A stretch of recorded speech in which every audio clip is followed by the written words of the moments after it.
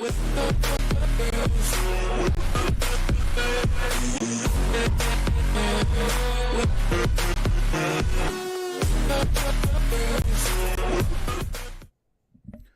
check 1 2 1 2. Mic check 1 2 1 2. Let me get fire emojis in the chat box if you can hear me. Fire emojis in the chat box if you can hear me. I know it's dark. I'm just setting it up. Just setting it up. Just getting set up. What's good, my people? What's good? What's good on a Tuesday?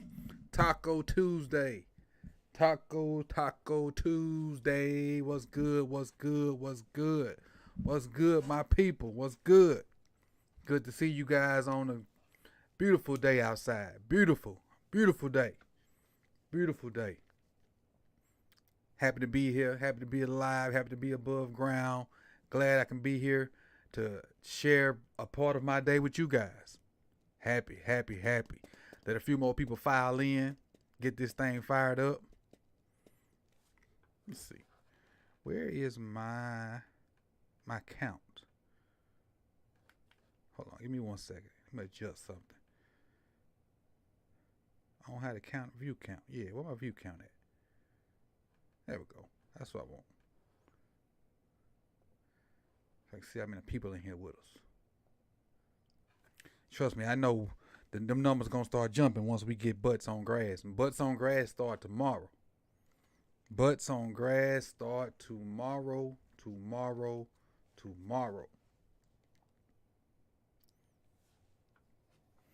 Hey, so before we even get into everything that we got going on today, I just want to say, welcome back, Makai. Welcome back, Makai Polk. I appreciate you. You went over there to the Giants and they played around and whatnot and whatever went on happened over there. But welcome back. I appreciate you coming on back. And come on, get one of these spots, man. Come on, get one of these spots. I know everybody be hating because I like Prochet and I saw my dog Prochet. He entered the building and I put a little comment up under, I think it was Kyle Barber's tweet that, you know, with Prochet up there. I think that was Kyle Barber's tweet saying that's my dog. But Makai Polk, my dog too. I root for the underdogs, if y'all don't know. I root for Makai Polk. I root for James Prochet. I root for Shamar Bridges. I'm rooting for the underdog. Now I want our big dogs to do well, but I root for the underdogs. I'm rooting for Makai to make it. I'm rooting for Prochet to make it. Respect. Both. Oh, appreciate you, Steven. Appreciate it. Steven dropped 5 and said Taco Tuesday. Appreciate it. Thank you. Tacos do sound good. I'm see if I can convince the executive producer for us to eat some tacos tonight. I'm gonna see. She ain't listening right now because she working. But I'm going to see if I can convince the executive producer to see if we can eat some tacos tonight. Taco Tuesday. Yeah, I know he back, C Iron. I know. I saw it right before I went live. I tweeted Michael Crawford about it. Me and Michael Crawford both like Makai Polk. They cut Isabella and somebody else and brought Makai Polk back from the Giants. So is he going to make the roster? Got a long shot. It's a long shot. He a long shot. Wallace a long shot. Prochet a long shot. Treadwell's a long shot. But, you know, sometimes long shots go in. Sometimes they do. We'll see. The competition is there on that back end. The competition is there. So, if something happens and, like, you know, Baben ain't the healthiest, you know, Beckham, you know, has his injury history, you know, Zay's a rookie. Hey, we might be looking at. You never know. I just said you never know. And I personally am a fan of Makai Polk. You know, I know you ain't gonna go back and look at a year's worth of videos, but I was on the Makai Polk train last year.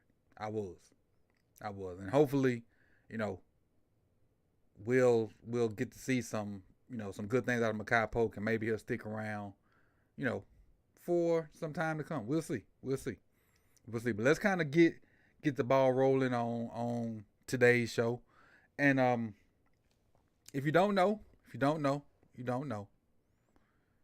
Today is team number 3.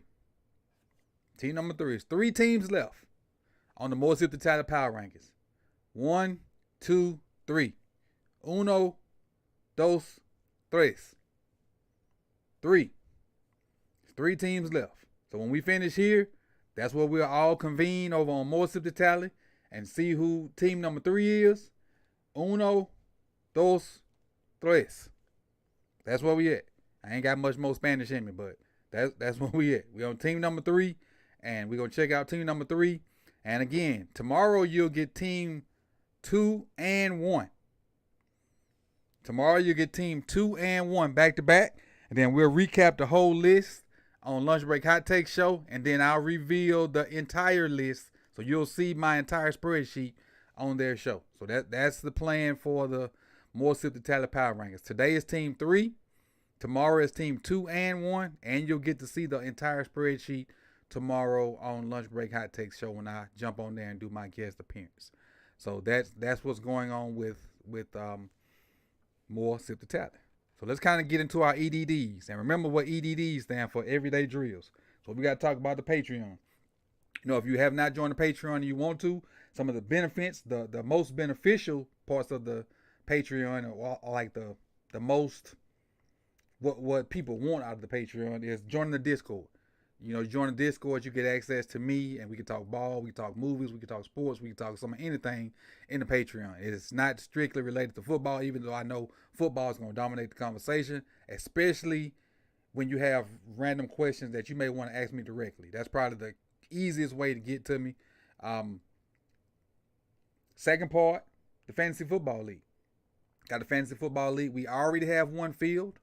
We're trying to work on getting the second one filled. We have 5 or 6 of the 14 teams field. You join Patreon, you get a link to the Discord, get a link to the Fantasy Football League. The Cuban link is the prize for that. I had it on last night on a round table. I'll probably have it on. I definitely have it on tomorrow. Have it on tomorrow to show off. But and also that's how you get the chalice too. You join the Patreon, you go over there and be a gunslinger member, and you get your chalice. Chalice is what we're going to use to celebrate all season long, because we're going to be celebrating all season long. We're celebrating all the way to February. I'm calling it now. We're celebrating all the way to February. Pin comment. If you want to support the channel, go to the pin comment. Like Steven did. He did Taco Tuesday. Go there, support that way. And you get your comment read on the screen. If you have a question that you want answered, that's how you get it read. I'll come back and I'll see it. I'll bring it on the screen and read it that way. And if you just want to donate, that's how you donate too. That's how you donate. So I appreciate everybody for doing that also. Even if you do it in the future, I want to say thank you in advance already. What else? August 1st, we will reset the loyalty points. So you can still, like right now, you can do exclamation points loyalty for me still. And they've just been accumulating since whenever I did my last giveaway, I think like the playoff weeks. So you got points sitting there, but they haven't really amounted to anything. I'm going to reset them August 1st, which is what, Monday or Tuesday or Sunday, whatever that is. And the first giveaway will happen September 1. So the loyalty points reset, then I'll start the giveaway next month, which will be September 1. So it'll be our first giveaway during the season. And so the first giveaway will happen right before the first game starts. So see, look at that, Brandon. The points been accumulating, and I hadn't reset them. Brandon got 5,180 points. You can just check it that way. But again, they're gonna be reset to 0 August 1. And that's kind of what we got going on. So we got 18 minutes, and we're gonna kind of go through my. Keep your mind in mind. Yours may be different. My top 10 important Ravens of this 2023 season. And I'm gonna show you the person. I'm gonna elaborate a little bit, but I'm gonna show you the person. Then I'll elaborate and tell you why I think that person is in that position. All right, that's how we gonna kind of go that route. And what's scrolling on the screen now? If you don't follow me on Twitter or X or whatever it's called now, it's Coach Evans 9 on IG. Is Sip the Tally on what's the other little thing? TikTok is Sip the Tally also. So that's all the EDDs out the way. So let's get this thing cracking. Let me get my stuff situated backstage right here. All right, so my 10 most important Ravens. And I'm going to start with numbers. I'm going to go start from 10 and go down. But We already know who number one is. We already know who number one is. That's this dude. So I don't even need us fronting, stunting, or whatever. He number one. So we'll talk about him later, but we just gonna go ahead and put it out there. He number one, but let's go to number 10. All right. Can I move with my arrow, or do I have to press the button? Nope, can't move with my arrow. All right, number 10, PQ. And I'm gonna tell you why I think Pat Queen he's number 10 on my list. Because what he did, and I will say this, and I meant to say this before I started. Last year when I did this, I did throw the coordinators in there, and I was doing that kind of be tricky. This year I didn't put the coordinators or John Harbaugh in there. I got 10 players. Good call on me, Steven. Last year I did throw the coordinators in there to be funny, but I had good points. But this year I went 10 players. 10 players for real. I didn't throw coordinators in there, even though the coordinators are important, especially both of them are important. I did, but this time I went 10 players. You know, I do try to be sneaky and throw stuff in there like that. Steven caught my curveball this time. But back to Pat Queen. All right, well, I got Pat Queen on this list right here. The way Pat Queen played, even before Roquan got on the team, we need a repeat, if not better, performance for our defense to be as good, if not better, than last year. Now, do I think our defense needs to hold everybody to 15 to 20 points? I don't think they have to do that again this year. With the offense, with everybody being healthy to start with and a new coordinator and things like that. And we know how inept our offense was last year, especially at the end. So I don't think the groceries have to hold people to 15, 16, 17 points. I don't. But Queen still needs to make plays like he was doing last year. Like when he caught his interception versus the Bengals. Like when he shoots the gaps and gets TFLs. When he blitzes and gets sacks. And not only when he blitzes and gets sacks, when he blitzes and he takes on the guard so somebody else can loop off him and they get sacks. All those different things that he did, not only to benefit himself, but sacrifice himself for other players. Basically take his 2022 and take it up one more notch. That's what I need PQ to do. Take his 2022, and just take it up one more step. Now, and what I will say is if he does that, unfortunately, and I hate to say this, unfortunately, if he takes his play up another notch, we won't see him in our purple and black and gold next year. I hate to say that because I really like PQ as a player. But if he takes his game up, which I think he will, just take it up a little bit more, and like a whole year with Roquan, and his play goes up like another notch. The comp pick, we're just gonna have to deal with that comp pick. That's my opinion. I don't want to trade him. I just want to play it out. Just play it out. Take that comp pick. Cause I think this kid is in for a monster year. A monster year. Like I saw something where he played like 90-something% of the snaps. Then when Roquan playing 90-something% of the snaps, bro. Shh. Okay. I spent too much time on number 10. Let's go to number 9. This is where I go, right or left? I think I go right. Can I even get over there? Number 9, JK. Reason I got JK at number 9.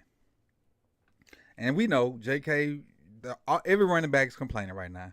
And even though JK was kind of, there were issues that he was talking and saying different things. And like we don't really know why he didn't practice as, with the mandatory minicamp and all that stuff, for various reasons and whatnot. Then he went and did an interview with, I think, a local station. Correct me if I'm wrong. And that was kind of, whatever. It is what it is or whatnot. But for us to be as dominant as we all want to be, 27 got to eat. And as much as, we got receivers and we got a new coordinator and everybody thinks, like James Jones said, we going back to Louisville and it's going to be 4 wide and all this other BS. If 27 don't eat, we don't win. It's that simple. It's that simple. I think in all these spread, I think we're going to have spread sets. Yes, I do.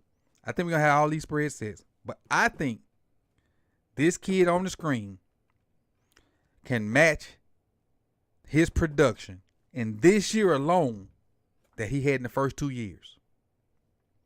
Even with the spreading, having all these spread sets and whatnot. So I'm saying to you right here on July 25th at 5:48 p.m., I'm saying J.K. Dobbins could have 1,300 yards in the offense that everybody expects us to have. Because I think running lanes will be bigger. I think there will be times where he just take a simple inside zone because the defense will be, keying on us, doing different things with receivers, and he could take an inside zone for 30, 40, 50, 60 yards. I think some of the runs that he had last year, he'll be healthy and he won't be dragging a second leg and he can score on. I think he's PO because of the way running backs are perceived, so he's going to run like a tank. I think all these things just stir it up in a pot, and you're going to get a guy that's already a dog, but you're going to get a super dog. You'll get a pissed off. You're going to get a already, what's the word I'm looking for? Already good running back who came back from injury with great vision. So now his body will be back to what it was.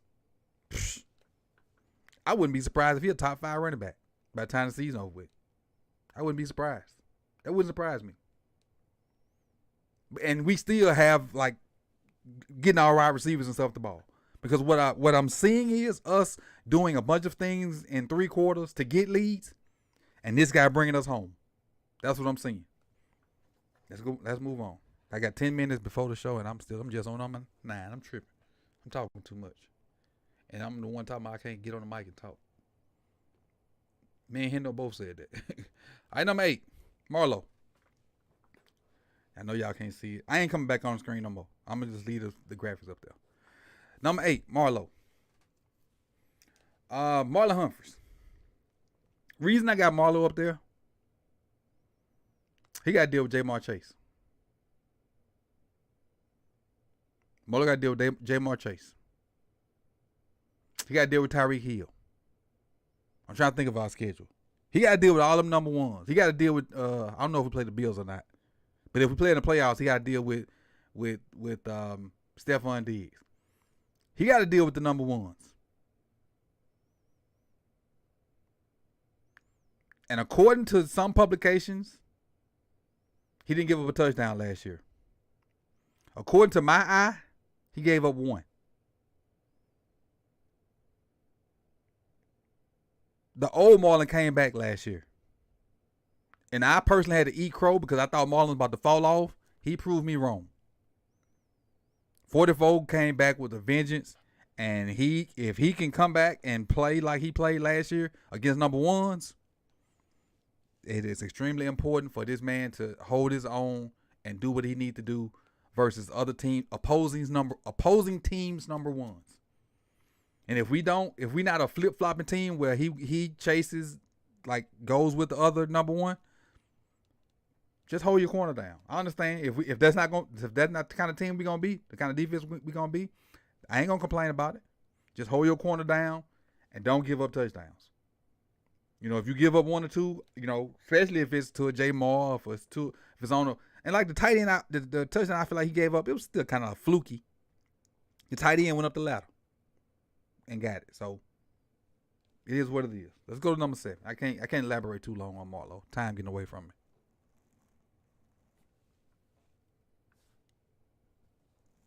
Move screen.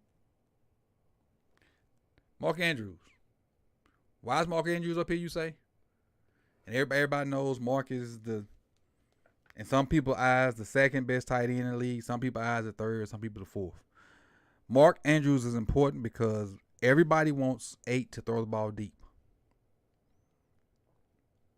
Well, in order for Lamar to get clean, deep looks, they still have to fear 89 across the middle and underneath. He still has to draw the underneath coverage to get Lamar clean, deep shots. They got to. The deep over route. Like when he runs that over route from one hash to the other numbers, like from the left hash from the right hash to the left numbers, when he runs that long over route, that route still got to draw people up so Lamar can throw the deep post over the middle of the field.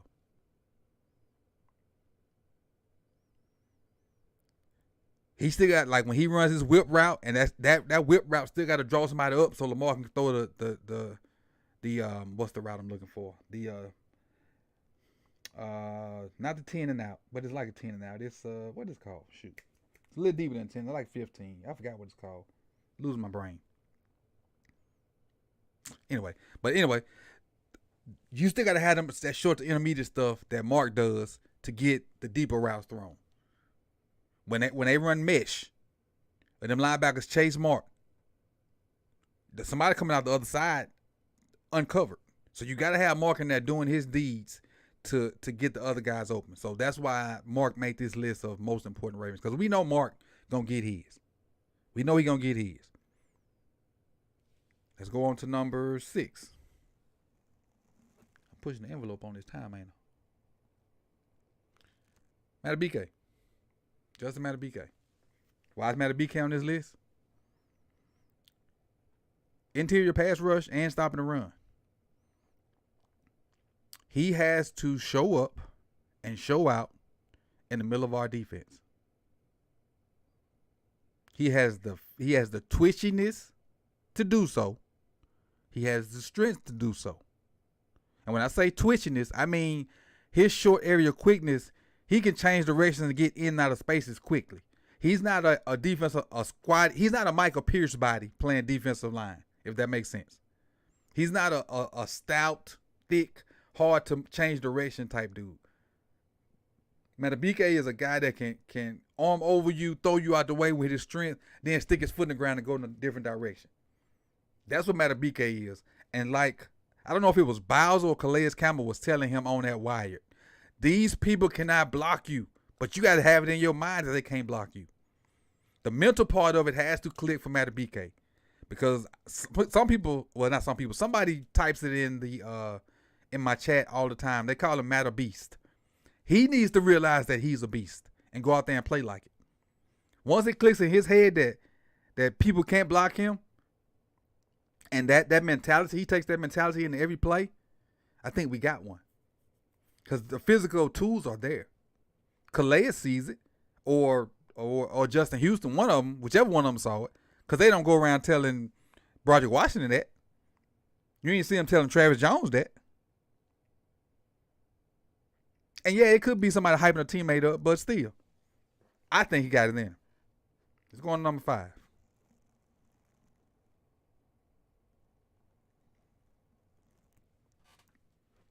Rashad Bateman. Rashad Bateman, to me, and I may be wrong, Zay Flowers can do this too. Odell used to be this guy, but I don't know how much Odell has left. But definitely Rashad Bateman is the guy on the team that can hit you short, intermediate, deep, contested, screen game, like everything that you need out of receiver. Bateman can do that because he has the size, the speed, the agility to basically put the entire package into that body. And I'm saying, and Odell, young Odell had that too. I don't know how much, like I said, I don't know how much Odell has left because of the injuries and whatnot. But Bateman, if he comes and puts it all together, like the game versus the Dolphins last year, if we get that type of play out of Bateman consistently, man, the sky's the limit for this kid, man. Look, he took a top corner and put him in a spin cycle on a freaking slant. That's not a nuanced route. But he put so much nuance in it. He had that dude spinning around, and not only he spinning around in the route, he caught the ball and ran away from him. That's just a glimpse of it. He put it together, man. Go along with Zay, go along with the tutelage of Odell, and I mean, and we be crapping on Nelson Aguilar, but that boy was showing out in camp. I don't know what's gonna happen when you put other guys in front of him, but still, number 4, Rock Ya-Sin. Why is Rock Ya-Sin at number 4? Right now, he's projected to be the other starting corner, and with the year Marlowe had, you know everybody's gonna go at him. They're going to test his oil from the jump. That's why he's so high on this list. They're going to test his oil from the jump to see if he can cover. And if he can't, they're going to keep testing his oil. They're going to keep milking that cow. That's why he's so high on this list. They're going to test his oil from the jump. And if he can't cover, they're going to keep coming. That's why he's number 4. I got a speedball through this thing. Number 3. Moses. Why is Moses on this list at number 3? Why is he so high? Because he's going to get every team's best pass rusher. And he got to hold his own. If he can't hold his own, all that passing that everybody want to do, that stuff, and I want to say a different word, but that stuff is null and void. If Morgan Moses can't hold his own on that right side, because he going to get the TJ Watt. He going to get the Myles Garrett. If he can't hold his own, hand the ball off to JK is what's going to be happening. Hand the ball off to Gus is what's going to be happening. Jet sweep is what's going to be happening. All right. Number 2 on the list. And I wanted to play the guessing game, but time ran out on me. Number 2 on this list. With what's going on at our edge position, I battled putting him number 1. I really did battle putting Oweh number 1 with what's going on with our edge position. I really did. But Oweh is number 2 on this list because he got to produce, whether it be blitzing or rushing from the outside or sliding inside and, in third down situations and rushing from there, whether it be playing a run or whatnot. Oweh, you got to, in this year right here, it's time. And I almost put both O's up there. I really did. I almost put both O's up there. But it's unfair to put that importance on Ojabo when he's only had about 20 snaps in the NFL. I really did, because my plan, and if you can see my roster sheet, I had number 2 beside Oweh and Ojabo. But again, number 1, we all know, is Lamar. However 8 goes, that's how we go. And it's simply, that's it. And that's my top 10 most important Ravens going into the 2023 season. We're going to transition over to more Sip the Tally, where we're on team number 3. I hope you liked today's show. You could have been anywhere in the world, but you chose to be here with me. I appreciate you guys. And again, we'll see you tomorrow, Wednesday, same bad time, same bad channel. I appreciate you guys, and I'll see you over at more Sip the Tally right about now.